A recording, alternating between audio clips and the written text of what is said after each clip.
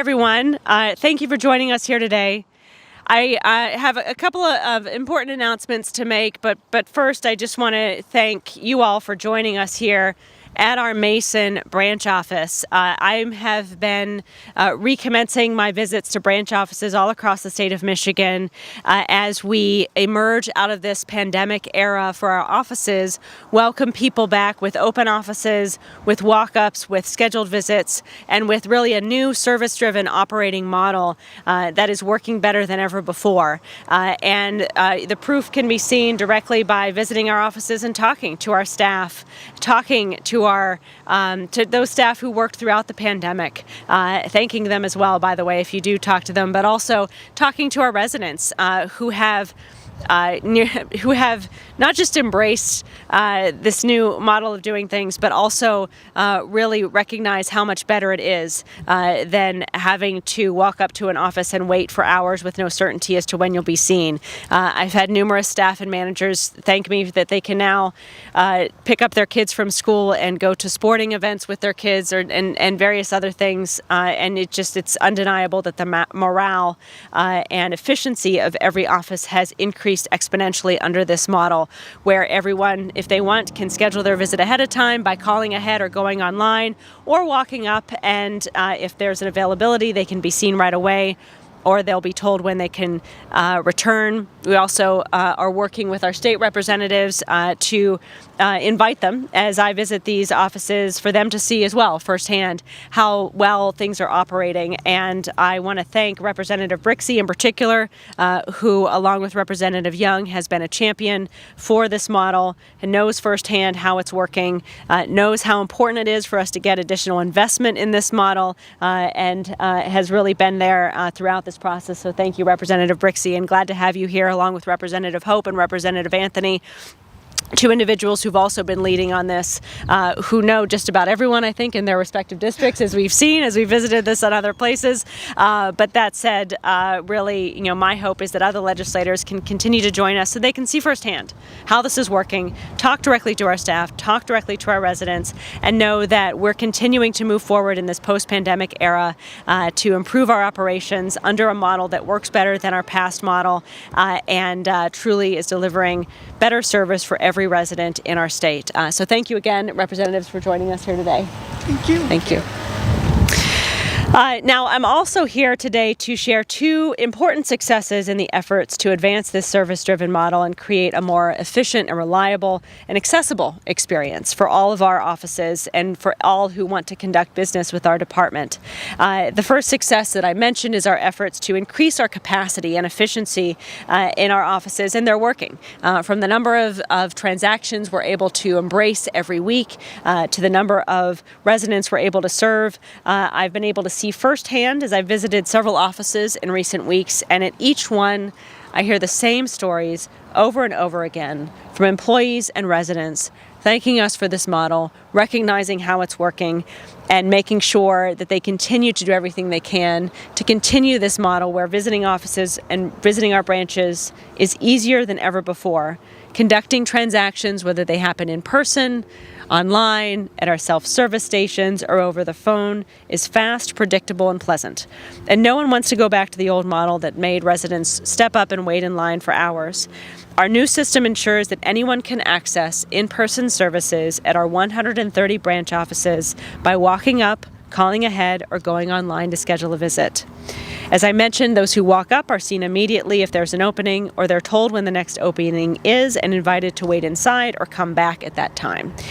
No matter if they schedule ahead, by phone or online, or how they choose to proceed once they walk up, every Michigander is now provided accurate information as to when they'll be served and certainty that their office visit will take on average just 20 minutes.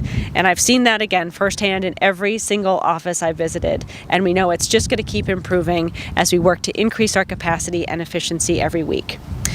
So that said, our work is not over. My administration is committing to making government work for all Michiganders, and we're going to continue these efforts in the weeks and months ahead.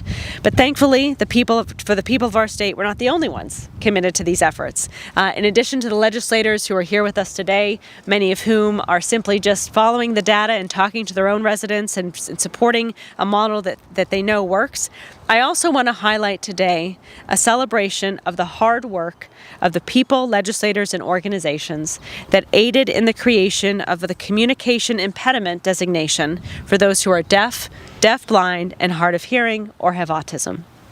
Implemented on July 1st of this year, this designation can be placed upon request on your Secretary of State record to notify law enforcement of your specific communication needs. This designation is voluntary and is not printed on your driver's license, state ID card, or vehicle registration. It can only be viewed by law enforcement when accessing your record in the event of a traffic stop or an emergency. To have the designation added, one simply needs a certification form from an approved medical provider that affirms they require special considerations while communicating. This designation is free, and you can apply to have it added from home, or you can have your application processed during a branch office visit. To share how this designation will personally impact him, I'd like to invite Xavier DeGroat of the Xavier DeGroat Foundation, who advocated for this designation, has been a real leader in this effort, and who I'm proud to recognize as one of the reasons we're all here today. He's going to come forward and tell his story and share a few words. Thank you.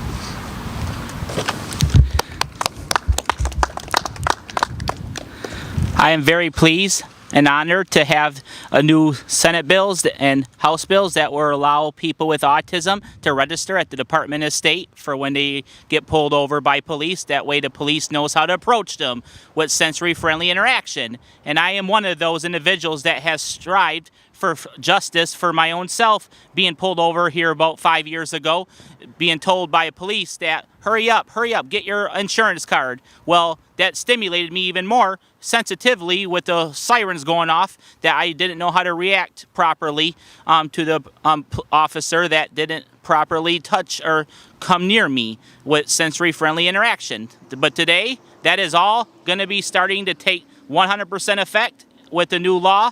And I appreciate Secretary Jocelyn Benson for helping support this all to be more public and domain, so we can get more children and families with autism to be able to register. So thanks. Thank you. And thank you again for sharing your story and really for your leadership. I think, I love to solve problems, and I know you do too. And I'm really honored that at a time and a moment that was a challenge for you, you stood up and solved the problem and worked with us all to do so. And we're going to continue working with you to ensure that we increase accessibility across our state. And I'm grateful again for your leadership in enabling us all here to be here today. Right now in Michigan, there are more services online than ever before that enable many to conduct their business with the state from the comfort of their own home with assistive technology when needed. All 150 self-service stations are accessible to the public in 6 different languages. And of course, the 2020 election was the most accessible and secure election in our history. So I'm grateful for this work that was done to create this designation.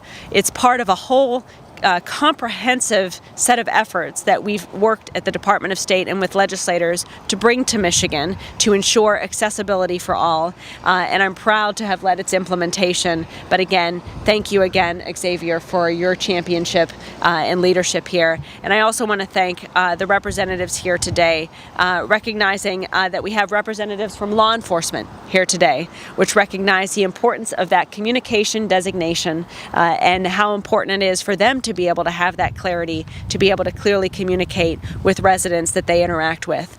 We also have Colleen Allen of the Autism Alliance of Michigan, Kelly Wise of the Michigan Coalition for Deaf, Blind, and Hard of Hearing people, and Anna Uraski from the Michigan Division of the Deaf, Blind, and Hard of Hearing, who are here in recognition of this important step forward for making Michigan more accommodating and understanding for all Michigan residents. So with that, thank you all for being here today.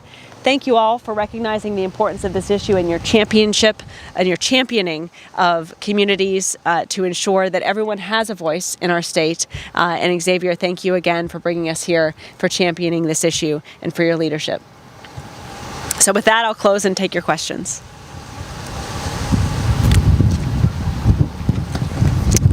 Hey, Secretary Benson, Yes. Jacob with MERS. Hi. Could you give me an idea or can quantify where this Secretary of State is in kind of erasing that backlog Yeah. of expired licenses and things of that nature. Is there any way to know kind of the universe of that? How many have been taken care of, and maybe how many more are left? Well, the specific numbers are constantly changing. I think the bottom line is we're on track to we're emerging out of the backlog. We see more transactions happening every day, every week, by the increased efficiency and capacity of our offices. I'm optimistic that by the end of the summer, by Labor Day, if not the end of September, we'll be emerging out of this backlog, if not sooner. I'm grateful for the legislators who've been working with us to identify ways to more efficiently work through that backlog, but we're moving in the right direction. We see a positive trajectory, and I look at the data every week, and I've seen only forward progress in that. And so I think it's also important for residents to know their options for renewing their licenses, particularly because as of today, Monday, July 19th, we have opened our offices early on 2 days a week and are having them open later as well, 3 days a week, to enable people to have more access if indeed they do need to visit an office, particularly for a title transfer or a plate renewal. But also we want people to know about the self-service stations, that we continue to increase their presence as well throughout the state. So right now we believe that everyone should be able to renew their license, renew their plate at a time that's convenient for them. And I anticipate and I'm optimistic this backlog will soon be behind us. Secretary, Yes. I know you've mentioned in the past that you believe the walk-up service essentially satisfies what the legislature asked for in the Yes. most recent round of bills. Representative Johnson said recently that it doesn't, that people should get immediate service, and that's what's intended by the bill that was passed and I believe recently signed. Do you intend on changing operations at all to meet that more fully, or do you still feel like you're meeting that? Regardless what an individual lawmaker may say, and we're inviting all lawmakers to visit the offices with us just to see how indeed this model is one in which everyone is able to receive efficient and quick service at a time that's convenient for them. And having worked with legislative leaders on this language, I'm confident, as I know they are, that the language in the amended legislation that passed through the House supports and embraces our walk-up model. However, we know there's still a lot of legislators who don't know the full details and haven't seen firsthand how well the walk-up and scheduled visit model works. And so for that reason, we continue to invite legislators to see firsthand how well it's working and to affirm with their own eyes and experience how under this system, anyone who needs to access a branch office service has access to do so either through walking up or calling ahead or making an appointment to schedule their visit. So follow up to that. So in terms of how this legislation was come to, did a majority of Republican lawmakers buy into this? Are you confident that you're not going to see follow-up legislation from Republicans saying, we disagree, the walk-ups are not not the direction we want? I'm confident this model works, and I'm more confident with that with every visit I make to a branch office. Now, obviously, the legislators, through past legislation, created a backlog, which I've talked about extensively as to how that was created during the pandemic. But every week we emerge further out of this pandemic moment that we were in, we'll see increased efficiency, increased capacity, and increased happiness from their own constituents in embracing this model. So again, I welcome legislators to continue visiting these branches with me so they can see how well it's working firsthand, get out of the Lansing bubble and actually see how things are working on the ground. But that said, we did work extensively with the Speaker's office directly on the language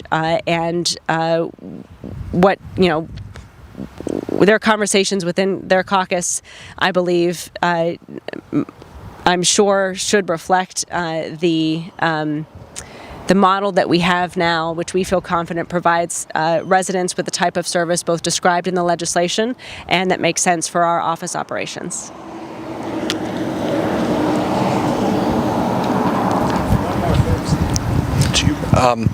Secretary, you mentioned that the appointments are taking about 20 minutes long, but I think you guys switched to 10-minute appointment slots. Yeah. So is that kind of creating any issues or backlog in of itself? I was just at the Livingston office, and on that note, it's one of the questions I ask at every office. In Livingston, they were ahead of schedule, as they are in this office as well.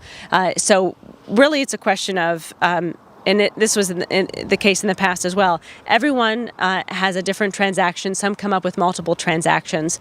The 10-minute appointment slot we've identified as really the sweet spot for ensuring maximum efficiency and capacity. And as we continue to monitor the data that shows the transactions, we're finding on average a visit takes 20 minutes from when someone arrives. And again, if someone walks up, sometimes they may have to wait a few minutes before they're seen right away.